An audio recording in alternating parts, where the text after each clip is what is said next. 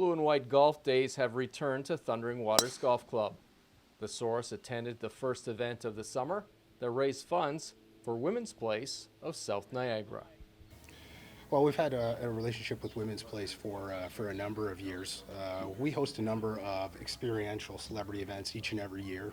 It's a great opportunity for us to differentiate ourselves as a golf course, but more importantly, it also gives us an opportunity to work with a number of different charities and have them leverage these opportunities to support their causes.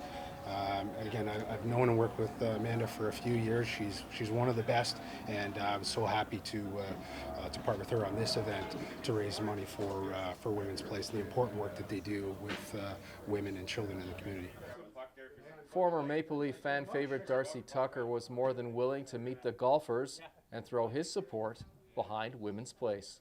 It's something that they enjoy doing down here. The golfers get out and have a great day and get to see some of the old guys that played for the Leafs, and it's a lot of fun for us, and I'm sure it's a lot of fun for the golfers, especially on a day like today. It's amazing weather, and it's always fun to raise a little bit of money and have some fun on the golf course.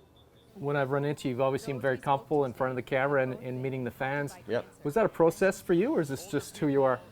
I think it's evolved for me. I think, growing up in a small town in Alberta, you don't really get much media access as a kid. So for me, it's kind of been one of those things that's evolved. And playing in Toronto, obviously, was a big help to learn to be comfortable in front of the camera. So I enjoy it. I have fun.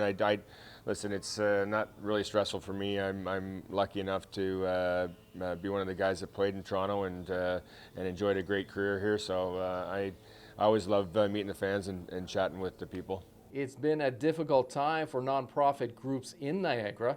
Sunday's proceeds will help Women's Place continue the important work they do in our community. We unfortunately had to cancel the annual book ride event, which of course is a loss of over $70,000, and an event that Women's Places counted on the funds for well over 40 years. So that was a tremendous loss between that event, some third parties, our bingos. So we're definitely open to new and innovative ways to raise money to support our programming, which is needed now more than ever. Tell us about that need. What have you noticed over the last number of months since COVID hit Niagara? Absolutely. At the beginning, it was eerily quiet, which of course makes sense when you think about the fact that women and children are now trapped in their homes with their abusers, and they're not going to work and school where people can check in on them. So we quickly put in place the texting service that women could reach out for help in that means as well. But since then, our numbers have drastically increased. We're almost always full and even at capacity. And it's just as we predicted, because the studies are showing, and we know that the number of domestic violence cases are increasing and the severity. So we desperately just want to make sure that we always have a door and a phone for somebody to call and receive some help if they need it. This is the first of a number of special events that will be taking place at Thundering Waters this summer. We've got a few more Blue and White Golf Days. We've got Rick Vive and Shane Corson on July the 26th. We've got Doug Gilmore on August 16th. We've got Victim Services Golf Day with Marcel Dion on August the 28th. And then in September, Randy from the Trailer Park Boys will be back. We had a sold-out day with him last year, so he'll be back again doing Randy's Cheeseburger Golf Day in September, a date to be announced.